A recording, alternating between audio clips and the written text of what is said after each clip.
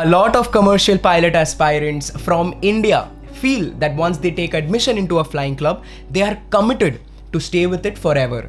No matter how the flying club performs, whether it lives up to their expectations, they can't move out. Well, let me tell you, that's not true at all. You can not only change your flying club, but you can do that as per your convenience. And if you wanna know how, stay tuned with me till the end of this video.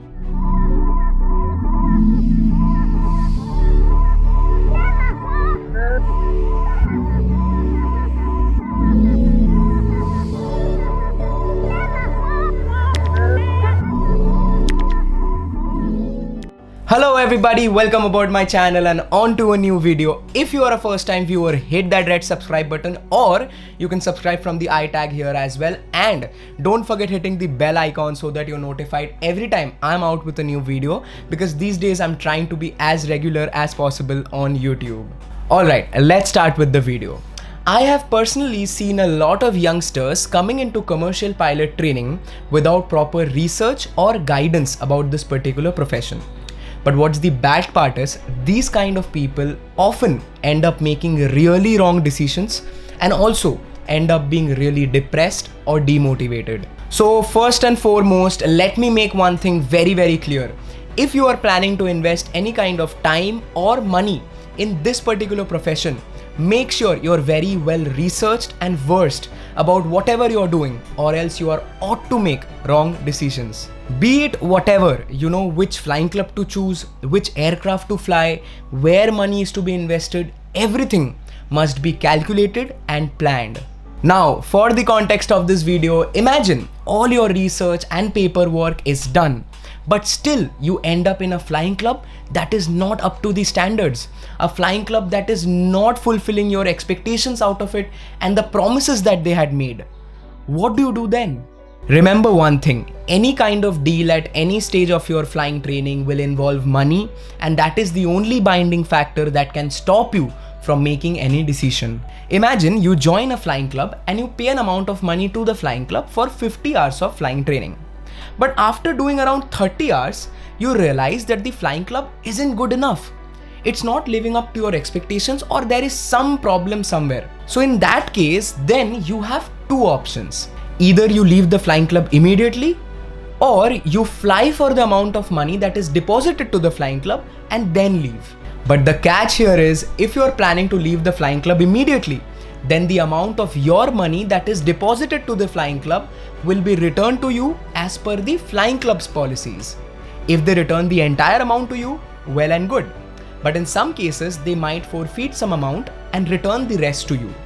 But whatever it is, the decision completely lies in the hands of the flying club organization, and my advice to you would be, before joining any flying club, you must be very clear about these policies. Now, when you're joining a particular flying club, there are few documents that are to be submitted to the flying club. These include your 12th passing certificate, your mark sheets, your DGCA results in case some of your papers are already cleared, and the police verification.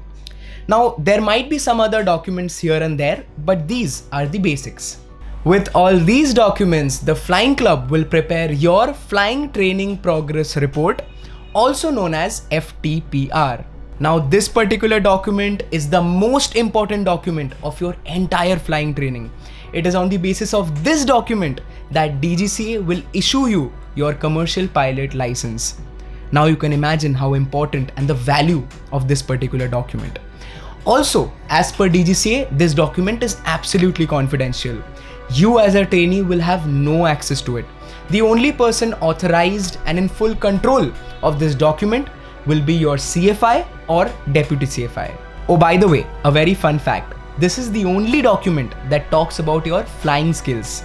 Your performance in every sortie will be noted and documented in your FTPR. Now suppose you are changing your flying club from Flying Club A to Flying Club B.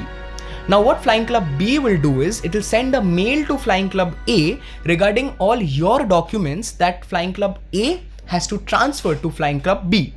The most important of which is your FTPR.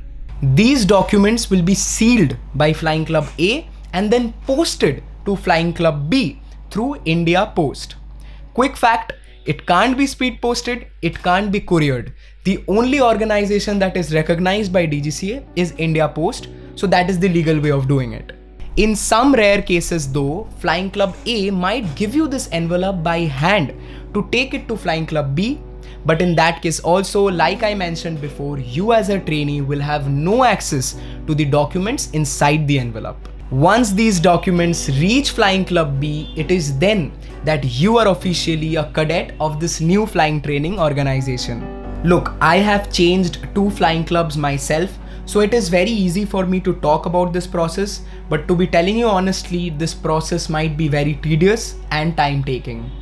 See, the entire idea behind making this video was to talk about solving problems and risk management. But what I can tell you from my experiences, it is the best if you don't have to fall into these problems in the first place. So my advice would be, do your research very well before you join a particular flying club so that you don't have to rethink about it. On that note, that was about it from my side in this particular video. I just hope you all found this video helpful because I know a lot of people out there who want to change their flying club but don't know the way to do it. I just hope my experiences and all the knowledge that I have gained and shared through this video helps you. And if it does, make sure you hit that like button and also comment down below your opinion on what do you think, whether you should change your flying club or you shouldn't. Let me know your opinions in the comment section. Until next time, as a commercial pilot, don't be scared of changes. Situations will change, consequences will change, and so has to be your decisions. So it depends on you and your skills to adapt to these changes. Bye-bye.